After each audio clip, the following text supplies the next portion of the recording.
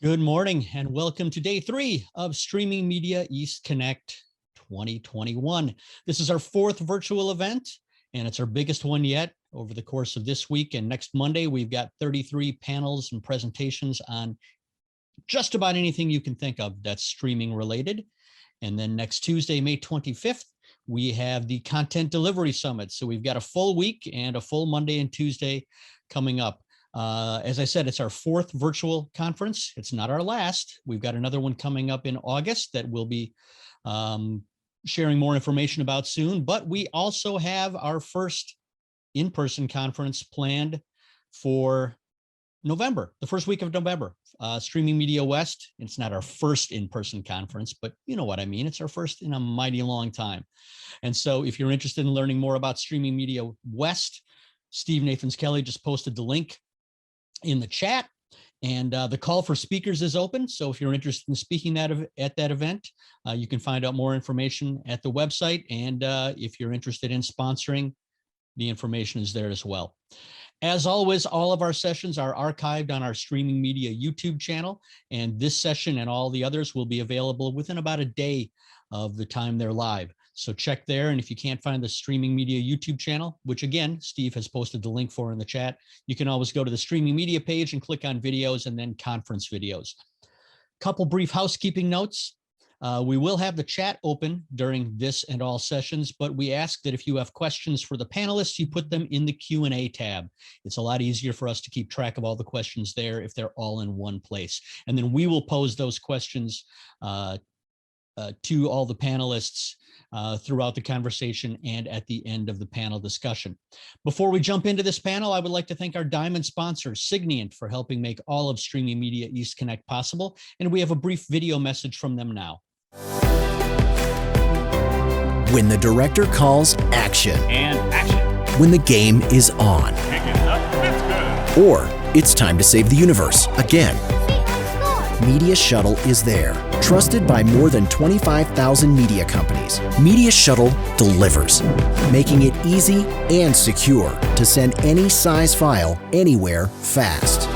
The journey begins with Media Shuttle portals, customized and branded for any project and designed to be so easy, your end users will love it. All while giving operations teams complete control through a simple yet powerful admin interface. Add users, set permissions, customize file delivery specs, and report on all activity. Blast off with proprietary acceleration technology. Media Shuttle moves your content anywhere in the internet-connected world at hyper speeds. Along the way, your files are protected. Our commitment to enterprise-grade security has made Media Shuttle a preferred tool with Hollywood studios, major sports leagues, broadcasters, and more. With Media Shuttle, your files are never handed over to Signient. File movement is orchestrated between the end user's workstation and your storage, whether on-prem or in the cloud. Your IT team simply provisions your storage, connecting it to the Media Shuttle cloud service, and Signient handles the rest. Get started on your Media Shuttle journey today, a journey without limits. I would also like to thank the sponsor of this panel, Tulix, and Nino from Tulix will be joining the discussion, which is about faith-based streaming from churches, synagogues, and mosques. And among the many things that have changed in the last year and few months, few areas have been impacted as much as those institutions. Tim Siglin has been working with those kinds of institutions for many years to help them stream their services and other content to their stakeholders. And Tim, welcome. Thanks for joining us. Yeah, thank you, Eric. First of all, I want to give a shout out to whoever is selecting the music this week, because this is now my third panel, and I'm thinking I'm hearing Doc Watson in there at some point, but it just it warms my heart, because living on the Tennessee-Virginia border, that's the style of music from this. Steve selected that just for you. And as it was playing, I was thinking, it's a good thing that Folsom Prison Blues uses the chord changes that about 400 other songs use, because otherwise there'd be a copyright violation. But Tim, you, as I said, have been working with churches and synagogues for years. And when everything shut down in March of last year, suddenly the things you've been talking about and working on for all these years became absolutely crucial to all of those institutions. So I will let you take it from here. Okay, awesome. Thanks, Eric. And I think one of the great things about this particular session too is this is the first time we've really sort of approached this topic. It's a market vertical for the streaming world that doesn't get a lot of love, probably because there's not a lot of understanding on it. But ultimately, this is one of those particular market verticals that, as Eric said, changed so dramatically from what it had done prior to COVID to where we are now, that it not only allowed the stakeholders, as Eric was saying, to gather, together from a community standpoint, but it actually broadened the communities in a number of instances. Before we get into this, I want to actually have Nino, who is from Tulix and who's the sponsor, to step up and actually just tell us a little bit about Tulix and a little bit about herself. So Nino, if you're on here, please feel free to go ahead. Thank you, Tim. Thank you, Eric. It's a pleasure to be here, and then welcome everybody to this session. It indeed is a very interesting phase-based session where they face organizations for the streaming, because they were the first who started streaming, believe it or not. Because of the freedoms they have, and then technologies were coming up together. So I'm Nino, and I'm with Tulix, and for many years. I can say we started streaming since 2006-07 with face-based organizations, by the way. So we are providing fully managed streaming services with our own infrastructure, and this makes our solutions flexible and cost-effective. Services includes like channel origination, live 24/7 streaming, encoding, transcoding, CDN, security, monetization, distribution, and of course, custom streaming solutions, which are very important. We work with the broadcasters, content owners, startups, and just about everybody who needs streaming. So, and then it's a really dynamic industry, and we love to be in this industry and help the customers and everybody to innovate and to make things better. Good, and we'll come back to a couple of the topics that you mentioned there in just a few minutes. One of your customers who you brought on to be part of the panel is Michael Paley. And Michael, tell us a little bit about yourself and the organization you're with, and sort of where streaming fits in the bigger picture of all of it, because I know you're more traditional broadcast as well. Yes, so I work for JBS, Jewish Broadcasting Service. It's been around for quite a while in different forms.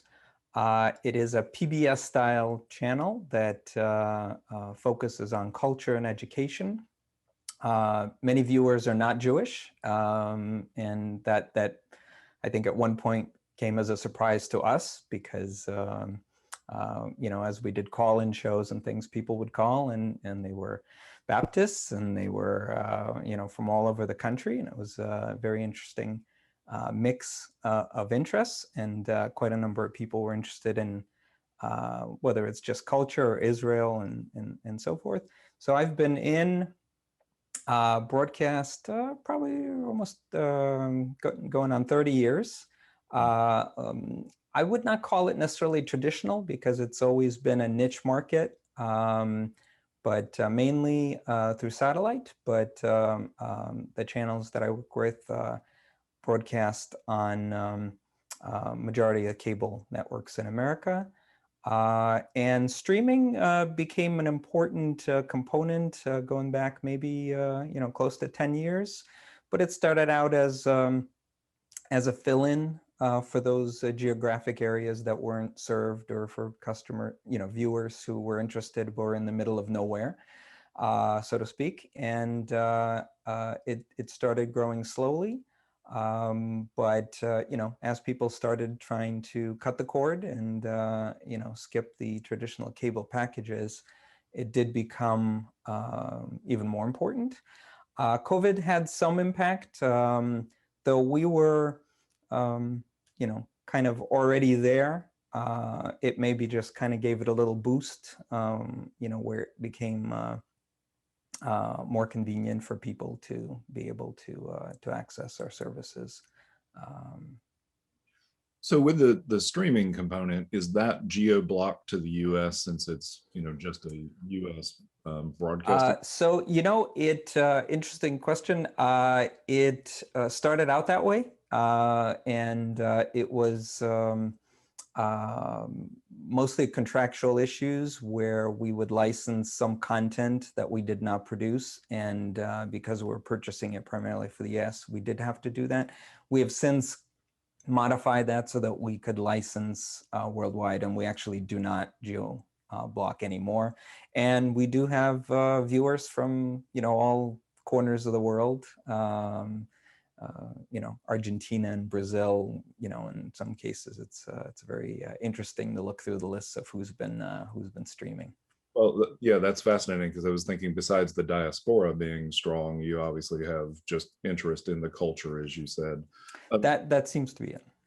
And do you all, I know obviously there's quite a bit going on in the Middle East right now. Do you all do news as part of your programming? We do some news. We have a newscast out of Israel that's in English, and then we do a little update on our own. So kind of the 6 o'clock hour, and then some repeats. So yes, we definitely keep people informed. So that is not the biggest component. It does tend to be more cultural, but interviews is kind of the mechanism that works well for that kind of content these days, and everybody's reachable by some kind of stream. Awesome. All right. Blake, we're going to come to you next. Let's see, you, as I understand from looking at the video interview that was done between you and Steve Nathans, and hopefully Steve will post that link for our audience to watch, you sort of fell into this during the beginning of COVID, is that correct? Yeah, that's absolutely correct. My background is as a filmmaker, making all different kinds of content, from documentary to commercial to music videos. And I had a pre-existing relationship with St. Thomas. And when the pandemic hit, they called me because in-person worship was not allowed. And we needed to come up with a way to record and send out the services. And then that led to a longer term project, which was to invest in live stream. And here we are. Good. Well, we'll come back to a couple of those topics here in just a minute.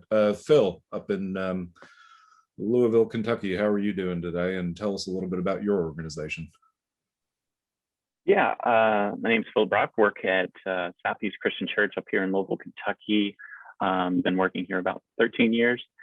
Yeah, as far as streaming, we started streaming a streaming ministry about almost a year before we were kind of shut down with COVID, which was actually kind of a blessing for us. As far as hardware, I know a lot of that stuff once the pandemic hit and churches started shutting down, along with all the other businesses that were streaming at the time, it became hard to acquire a lot of equipment. So we were just lucky that we were able to get into it and get everything set and get some reps in, kind of as almost like a side project for our church.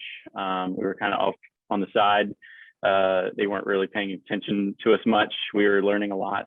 But yeah, once that all started, all the eyes turned on to us. So in this ministry, so we've learned a lot, and we're still. I think we still have a little bit more people watching online than we do in the service, but it's starting to come back a little bit every month. So. All right, we'll come back to a couple of things there in a minute too.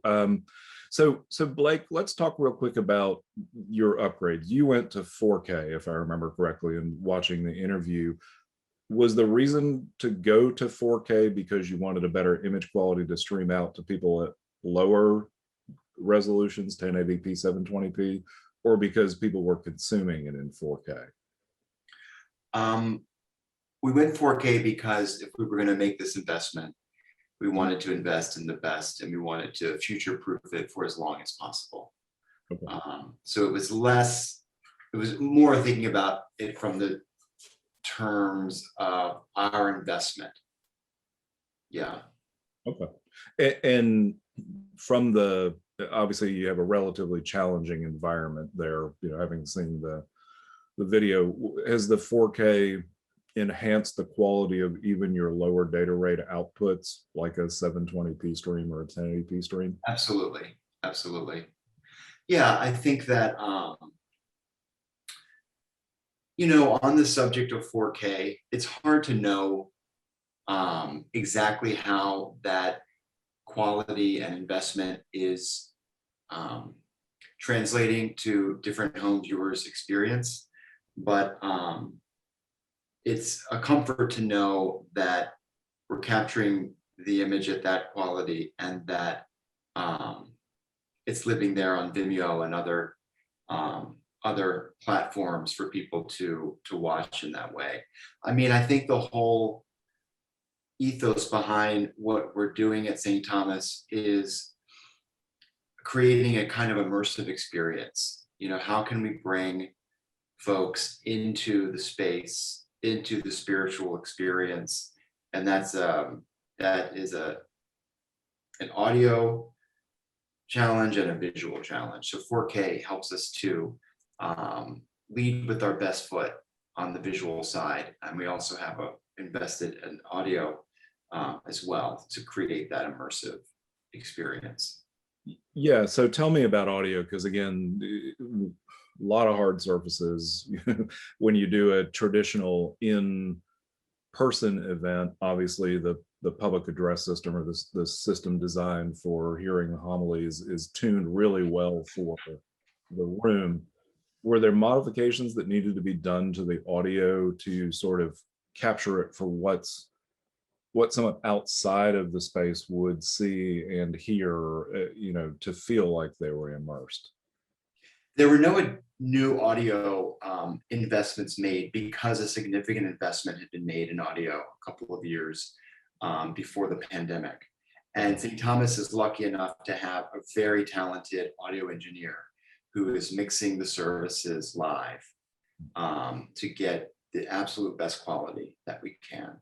So in a way, at St. Thomas, which has a very rich choral tradition, audio paved the way for a more seamless expansion into live stream, because that groundwork had been laid, and our audience had also been, we've been building an audience around audio webcasts. Yeah. Okay, good, interesting. So Michael, you mentioned interviews as one of the formats that you use for your news or current events, that kind of thing. How did COVID impact your ability to get people into the studio, or were they already remote and it just sort of flowed naturally as part of the COVID shift of the way business is done? That was definitely the biggest shift, excuse me, as we really had to completely change the way we worked.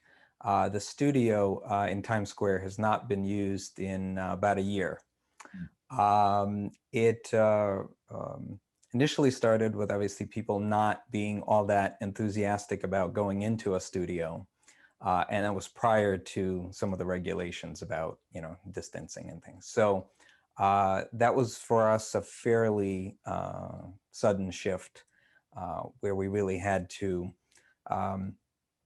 bring local people in as remote.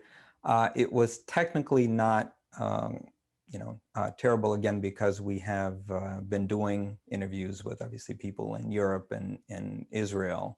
So those all tended to be Skype, and obviously a lot of people switched to Zoom. It just became the thing. But technically, again, it was very similar. Our own production sort of had that same shift where most of our employees went to work from home. We had to equip them, at least minimally, to be able to do some of that. The editing was a combination of local and remote, and so we managed, but that was definitely the biggest component where we had, instead of round tables and sort of more in-person interviews, you know, you went to a side-by-side kinds of shots with, with people. So doing away with, since you mentioned PBS, the sort of Charlie Rose style from back in Right. That was more CNN or news style where they were side by sides. absolutely. No over-the-shoulder shots and that kind of thing. And it became what everybody else is doing. So hopefully that will change in the near future, but that's definitely an issue. For you, do you, just out of curiosity, do you feel like when people do those remote that the interview doesn't connect quite as well, or are there some people who can sort of weather that and have as good an interview as they would with an in-person?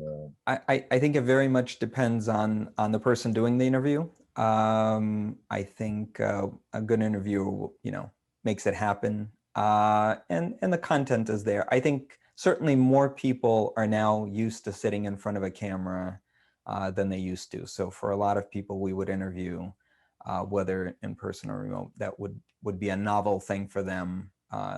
And now, you know, that middle ground of people has kind of shifted up. Obviously, people who are used to being on camera are used to it, but it's a challenge for most. Yeah, it seems to be a challenge sort of across the board. Phil, you Blake had mentioned Vimeo, and I think in your notes you mentioned Vimeo as well. Walk through a little bit where, as you shifted to COVID, you know, if people weren't able to be in the service where they could do a text and that kind of thing, because that was sort of fascinating to me to read about. Yeah, I mean, we use Vimeo on kind of not really as part of the stream. Like we'll use it more on in way of just uploading content that people can watch later, stuff like that. You know, as far as like chat, we have, you know, a team of chat people that are on all of our platforms. You know, we're on YouTube, Facebook, Roku, Apple TV, our app for the church, and then we have our church online platform on our website. So we have kind of people manning those stations to kind of interact back and forth with, you know, during the service and stuff like that. And we do try to get content on the screen. You know, we use some graphics machines that, you know, we can copy and paste, you know, people's names, first names, and then their comments, and then, you know, within about 5 seconds, fly that on screen, and then our hosts on that are talking live or whatever can kind of interact a little bit with that. Yeah, we're really big into interacting with the congregation during the service. Kind of more on the back end, like, you know, we kind of take a fiber feed from our main building, and it kind of comes over to our control room, and then we kind of sometimes we'll do stuff at the announcements at the beginning, but mostly it's that service. And on the back end, we have our hosts that are kind of interacting and speaking to our congregation. You know, we kind of see it. We're kind of like a campus, you know, online, whereas we have, you know, 14 other in-person campuses. And with those 14 in-campus in-person campuses, did all of them shut down during COVID?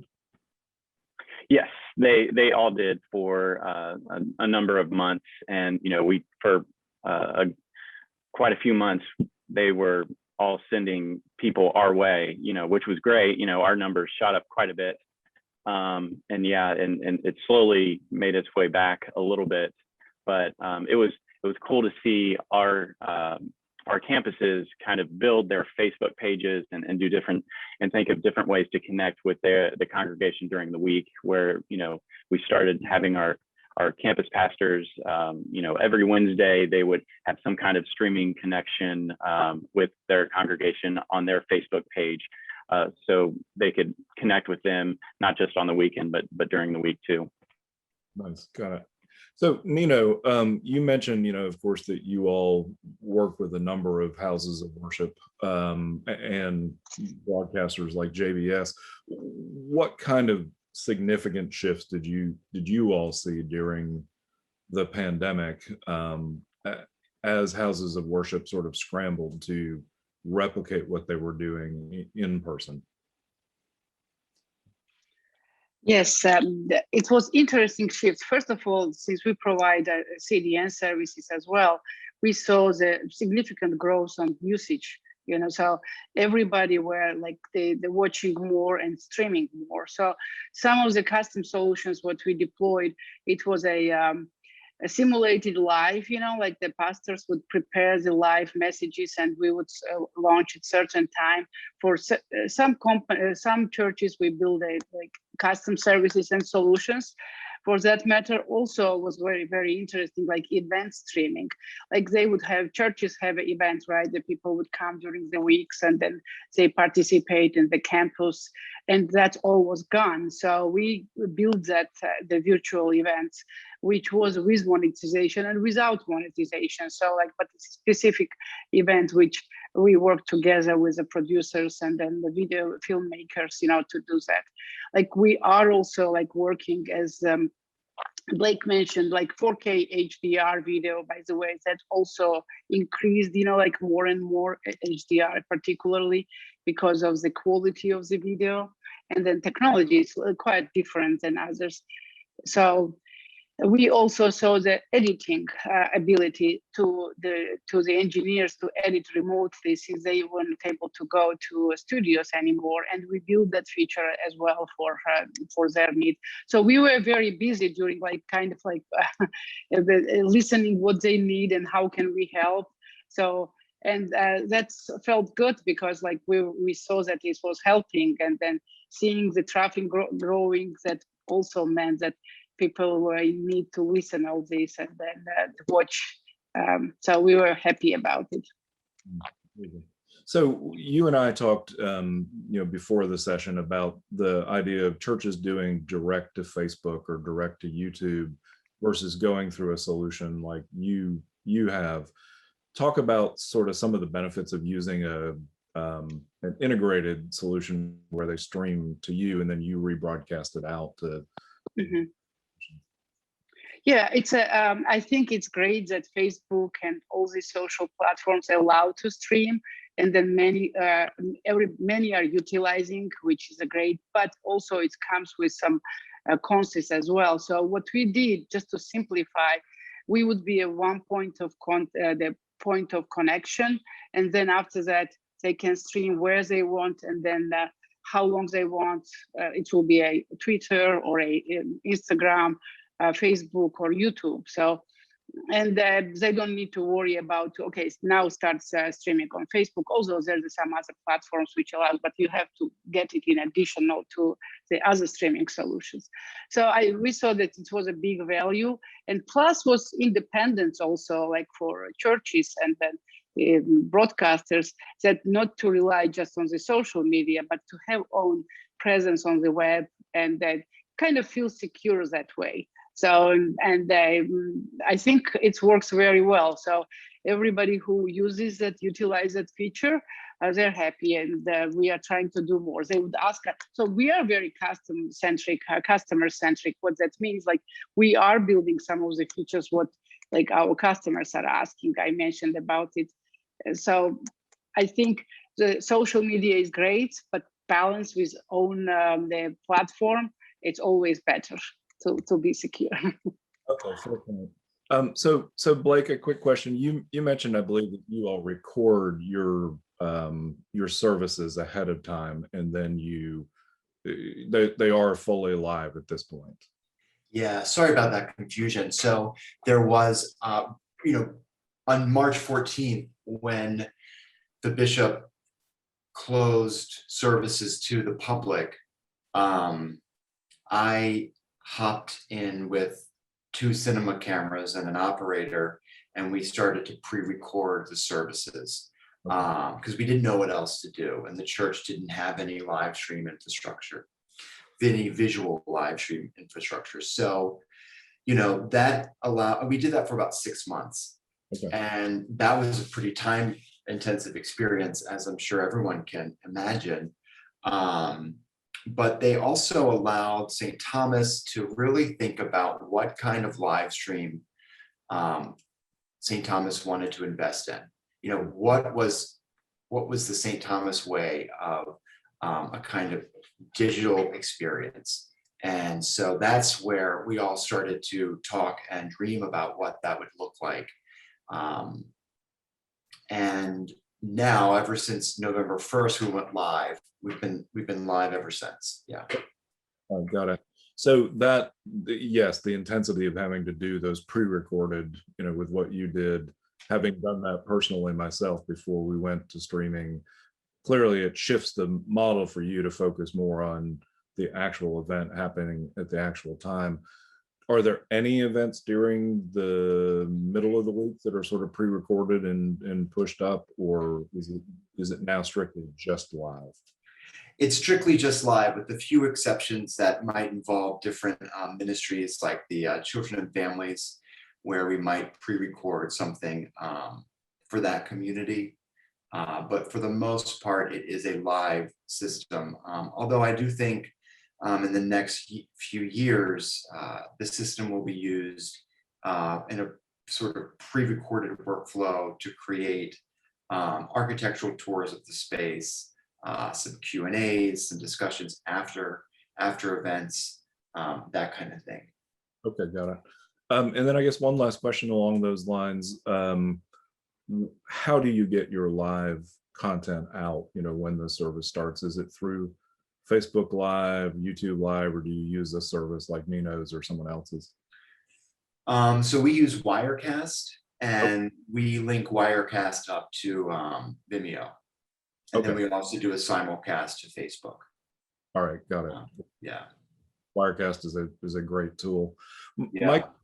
Michael, are any of your any of what you do, obviously you're a linear channel, but anything that you do, is it streamed live besides just as a live linear stream?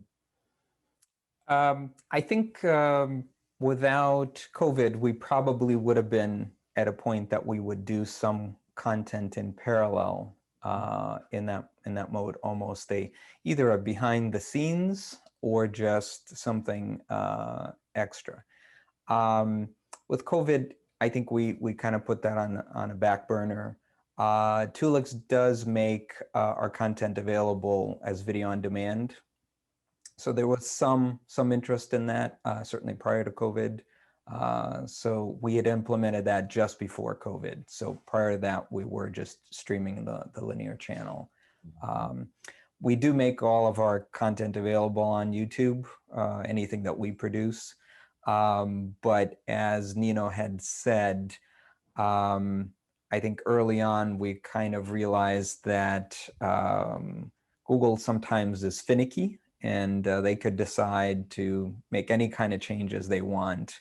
And we did not want to be reliant on one platform to house our content. So we took that approach. Right.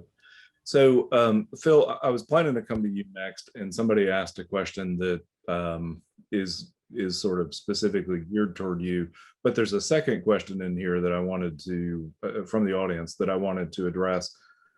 Have you all had any issue at all as you stream your content with the audio licensing issues? I know back in March, April of last year, CCLI, which is the church's licensing, a lot of that went free up to the Easter period, and yet YouTube, Facebook hadn't really addressed their algorithms to allow for that kind of thing. And we heard of a number of churches having problems with their their feeds being cut because of the fact that a song would play that was copyrighted. Did you all have any issues with that? At the beginning, I can't remember if it was when we were first streaming or if it was during COVID. I think it might have been the beginning of COVID. Our band creates their own worship music, but then they also cover a lot of worship songs like most churches do. We got dinged a few times for some of the songs that we were singing during the service, probably because it just it was so close to the original. But really, that was like YouTube a few times. We had our copyright person reach out to them. Really, at the time, it didn't do a ton. It just kind of, I think it just cut out part of our on-demand playback of that on YouTube. I don't know that we've had any issue with Facebook. There was about 2 weeks when we were kind of going through, because at the time we had never had that. So we wanted to make sure it wasn't like a pre-roll announcement music that we were playing, that, you know, we use different services like artlist.io or something like that for anything that we do announcement wise before the service, just so we don't get dinged for that. But we had a little bit of it, but it wasn't as big of a problem as I thought it would be. Well, and you mentioned that about your worship team doing music, you know, and then covering. I helped Bethel launch years ago, just before they did Bethel TV and Bethel Music, with Banning Liebscher, who's with Jesus Culture. And I heard stories during the pandemic of Bethel covering their own stuff and having trouble because, again, as you say, you get it too close to the original and the algorithm kicks in. So where do you put your content to when it's live? Do you do across the board, Facebook, YouTube, etc., or just one specific place? No, we go live to Facebook, YouTube, Church Online, on our website, our app, Roku, Apple TV, all at the same time. We use Haivision for that, and they've, you know, been really good as far as their customer service and everything like that. So yeah, we go out at the same time. We have an encoder that allows us to have 4 inputs at one time. We use 2 of them. And there's details into why we use 2 of them. But really, we just have one stream that goes out. It just kind of helps us break it up, testing different feeds and things like Facebook and YouTube if we have two different channels that we can turn on and off at a time. For sure. And then somebody asked a question specifically about Rezzy. They said that they'd read an article that you talked about using Rezzy. I'm not really familiar with that. Do you want to sort of describe what it is? Yeah, Rezzy came from Living as One. I don't know if they just renamed themselves or rebranded. I think they're really big into like the church market. We primarily use them for getting our feeds to our campuses. So basically, it goes up into the cloud. You know, the iMag, but then also the wide shots that a lot of churches, you know, have kind of embraced for their satellite streams or satellite campuses. So we use that, and you know, I think it used to have to be like a 20 or 30-minute buffer. They may have gotten that down. I'm not on that side of the satellite campuses. I was a little bit in the beginning, but I know Rezzy also has some streaming capabilities. But at the time when we started our ministry, for streaming at least, we started going with Wirecast, and then we had we just had some audio sync issues with Wirecast, and I'm a broadcast guy. You know, Tim, coming from Milligan, that's where I met Tim as an adjunct professor. He was. So we switched over to more hardware-based switchers like Ross and everything. And that kind of helped on the sync end. And then we kind of paired up with Haivision to get their encoder, their KB encoder, that's helped us out quite a bit. When we originally started getting into streaming, now the location of our streaming control room is on the same campus as our main worship building, but we're in a different building, and we're probably, you know, 500 yards away. And we considered using Rezzy as just, you know, an encoder that could send the feed out to us, and then we get that feed, and then we can, you know, add our host or do different things to it. But I wasn't sure about, because I know going up into the cloud, it kind of compresses it a little bit, and then once it comes down, and I'm like, we're literally like, I could see the building that the video feed is coming from. So we had some fiber that wasn't being utilized at the time. So the main service, they're sending us a feed that somebody mixes, you know, the audio through a broadcast mixer individually, separate from front of house, and it comes over fiber, and then we take that and we record that. And our service is actually on a 15-minute delay from our main service, and that was just kind of a little thing that we started when we started streaming, just to kind of help us kind of get our ducks in a row, see what's happening in the service. And then we could kind of pivot a little bit to our congregation that we, you know, see online, whether that's pulling different things. Like there's times at the beginning where our main campus would be doing a communion, but they didn't necessarily speak directly to our congregation. So we would kind of have our own communion moment with in our studio, which is right next to our streaming control room. We would have our pastor speaking directly to them, to our congregation online. And so, yeah, we utilize that with a replay system that we can kind of piece together different pieces. But so we are live, but we are on a 15-minute delay. So yeah. Well, that's an interesting workflow, because I tried to do multi-campus where they wanted for one house of worship who had multiple campuses, they wanted to have one pastor, two different worship bands at two different locations, one minister. And of course, the problem was you didn't know when the worship band at one part was going to stop, and the next one might run over an extra 20 seconds. And then how did you make sure, that the minister appeared on the screen at the remote? So your idea of doing sort of replay packages, short ones, is actually a nice solution. So interesting. Yeah, I like it, because we it's time code based. So, at least on our outro, we know exactly when that band is hitting that last ring out. And then they have somebody walking out on stage, which takes about 6 to 8 seconds. And so we have about 6 to 8 seconds, and we know that because we're on a 15-minute delay. We know that time code. So we're counting in our hosts like, okay, in 10, stand by, and then we count them in. And then that way we don't have the room's announcement person coming out at the same time we're trying to get to our person, and it's just confusing. So it's actually helped us. We kind of fell into it at the beginning. We wanted it almost as like a little bit of a crutch when we were starting streaming, just so we could kind of get ahead. And it's actually kind of saved us a few times. We've had some power issues during the summer in the main building, and the power's actually gone out, and we had a 15-minute head start to figure out what we're doing. And I always record all the other services that we do. So we don't, back then we didn't stream our Saturday service, and we still don't. So I would always record the Saturday as a backup. And we actually, at a few times over the summer, when the power actually went out and our feed went down, we cut at a certain point, whether that's communion or at the beginning of another song, or dissolved into it. And our people online didn't even know that they weren't seeing the same service. And then once the power came back on, and we found a good spot to get back in, we actually got back into that service, and then our people didn't even know about it. Well, and it's funny that you say that, because that's ultimately how we solved our problem too. There was a 9:30 service and an 11 service. We'd record the 9:30 and make sure that could fall in if we needed to for the 11. So good deal. Nino, along the lines of the audio licensing issue, how do you as a CDN deal with that? If someone's pushing content through from a live houses of worship stream, is there anything you have to address from that standpoint? That was an audience question that came up.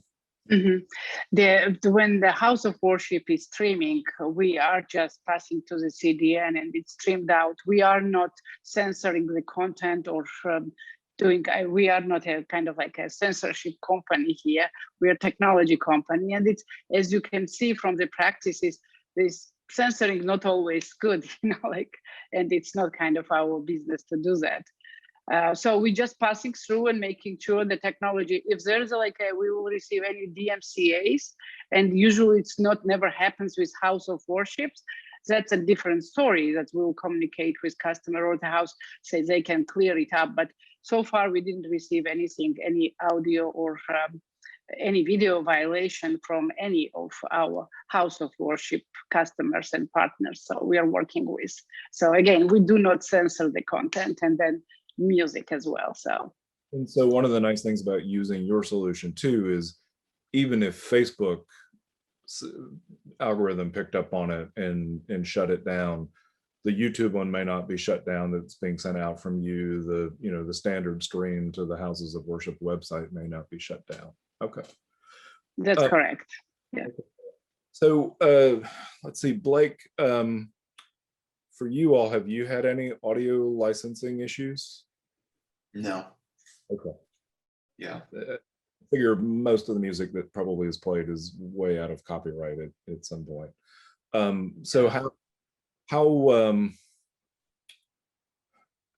has the adjustment been for the priests and for the staff that are involved in the events where there is no audience feedback, so to speak? Well, we have had in-person worship on and off for a couple of months. We're currently resuming in-person worship on Sundays. So to answer that, I kind of have to go back to last year. I can't speak for them, but I can say that it was a great relief, and it was a happy day when there were parishioners back in the space. I think that it is, I think that there's something, I imagine there's something about preaching to an empty nave that is challenging, as well as, observing these ancient rituals alone, that's challenging. But I think what the community missed the most was seeing people before and after the service, looking in people's eyes, speaking with them on the steps of the church afterwards. Everyone at St. Thomas is a pro through and through. So I think it was really more about the human connection that we were all missing, which I think is true for most of the pandemic. So speaking of the human connection, have you gotten feedback now that you're back into live services? Have you gotten feedback from parishioners who said, hey, it was really helpful to keep me engaged with the community? And even beyond that, do you have parishioners who are saying, hey, I know now if I'm not in town on a Sunday, I can still catch the actual service? Absolutely. I mean, the feedback and the response to the live stream system has been positive, and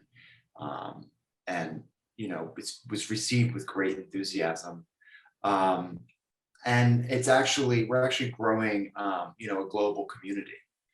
Folks are joining us from all over the world, and worshiping with us live and on demand after the service. So I think it's really expanded the digital ministry of St. Thomas, and the digital community. And we've found the same in our small house of worship as well. As it's amazing how people from all over the world not only are tuning in, but actually are donating or giving because they feel like their spiritual needs are being met. That's something that you all have seen as well, that people aren't just consuming, but they're actually trying to actively engage in the community. Yeah, absolutely. I think that we're connecting with people, in all kinds of ways, based on relationships that start with the live stream. Okay, interesting. Michael, again, as a sort of more traditional broadcaster, did COVID provide any way to sort of build community with your audience, or did it just accelerate what already was happening with on-demand content being pushed to social media, etc.? I think it accelerated it to some extent, and certainly it gave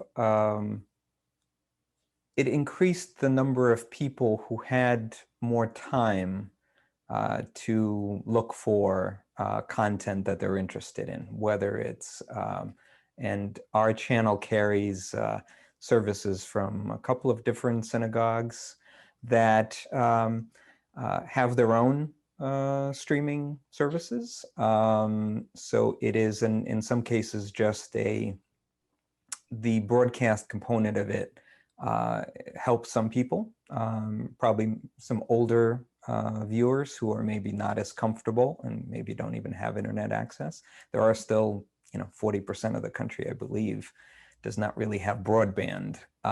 So if all you have is your local television provider, it's certainly great to be able to do that. And we definitely see feedback on that.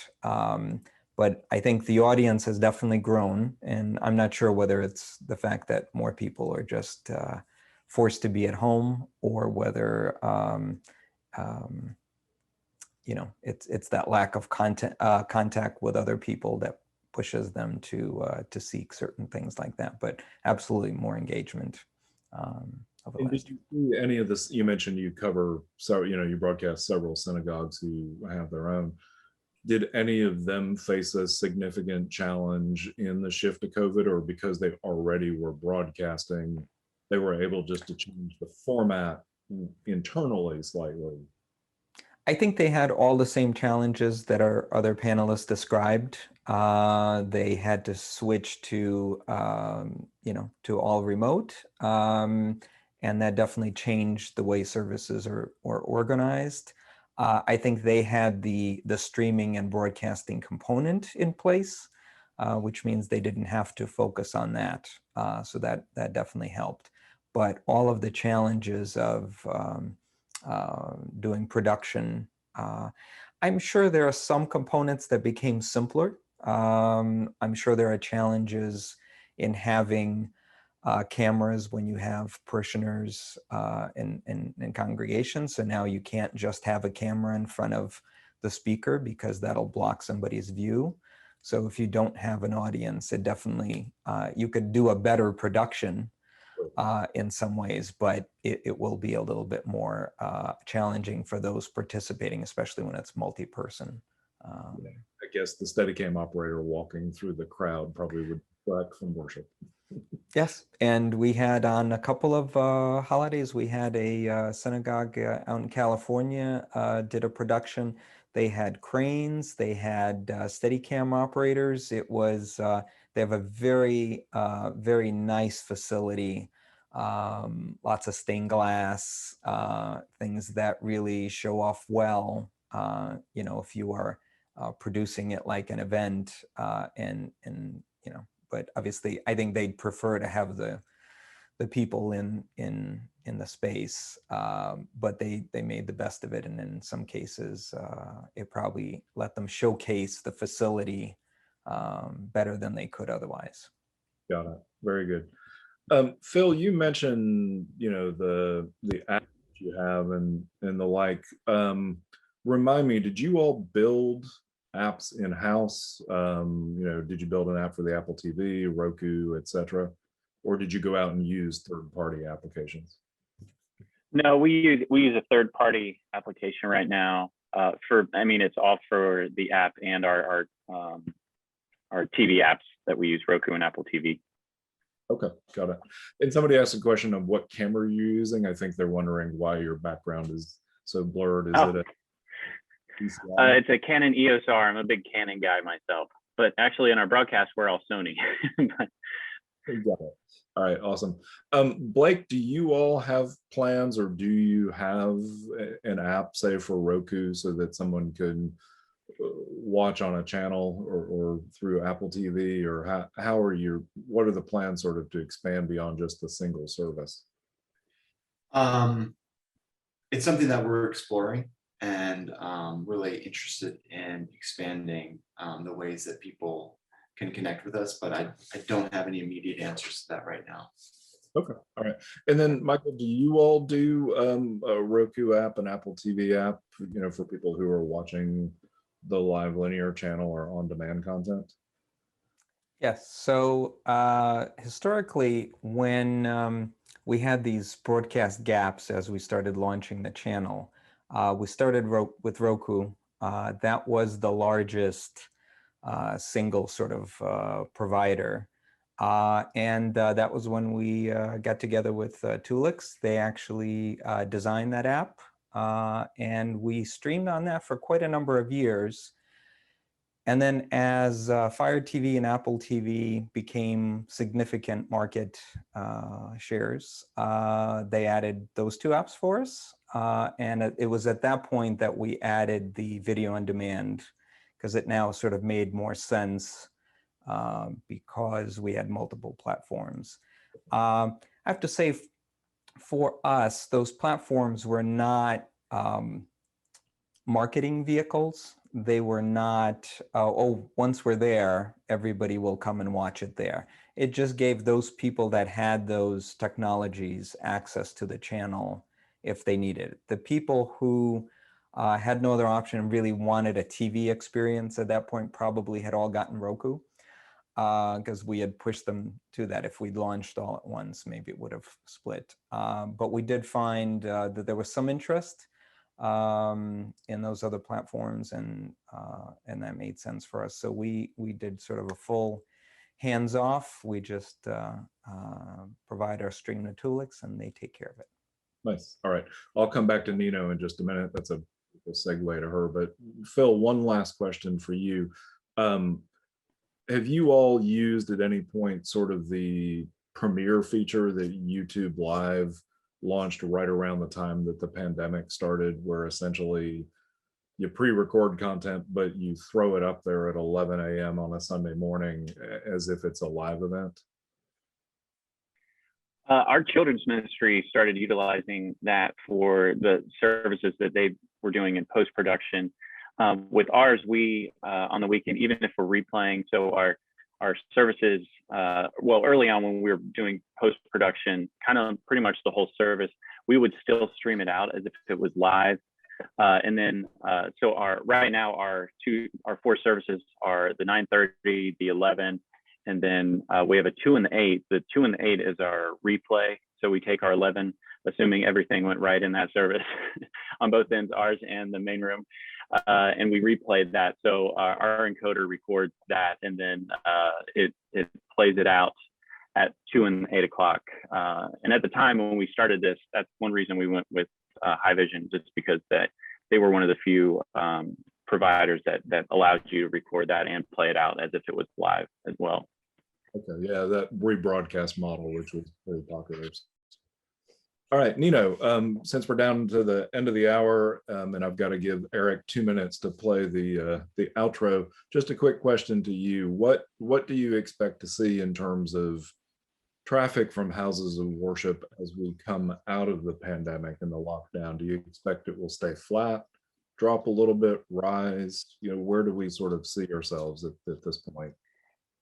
I do think that the traffic will be most likely growing.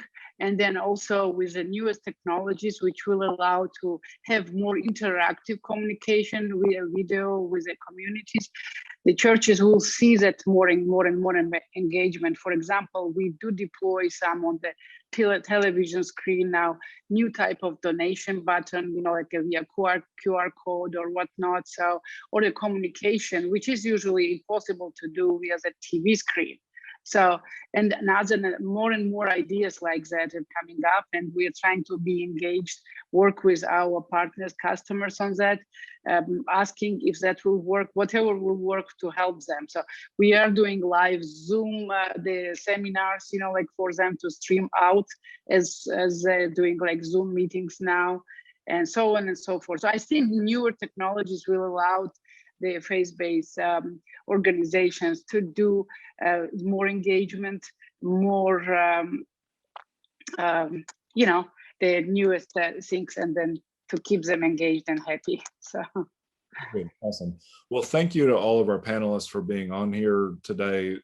Like I said, this is the first time we've sort of talked about this in a panel mode, and I just find it really fascinating because you're dealing as much with live event production, like Michael was talking about, where you have, the potential of cranes and Steadicam operators, but also with making sure that people stay connected to the community of faith that they're in. So again, thank you all for being on here. And Eric, I'm going to turn it back over to you. Yes, thanks so much, everyone. That was terrific. And this is also a topic that we are much better able to serve in a virtual conference mode, because when we do meet in person, we would love to have a couple of panels on this topic. But of course, churches, synagogues, other religious organizations don't necessarily have the budget to send a speaker out to Huntington Beach for a couple of days to speak on a panel. So this has been terrific. Thanks so much. We've got our next session coming up in a half an hour, looking at video and education, another market that has changed radically in the last year plus. Thanks again to our diamond sponsor, Signient, and we will play you out with a message from Signient. When the director calls action. And action. When the game is on. Pick it up. That's good. Or it's time to save the universe again. Media Shuttle is there. Trusted by more than 25,000 media companies, Media Shuttle delivers, making it easy and secure to send any size file anywhere fast.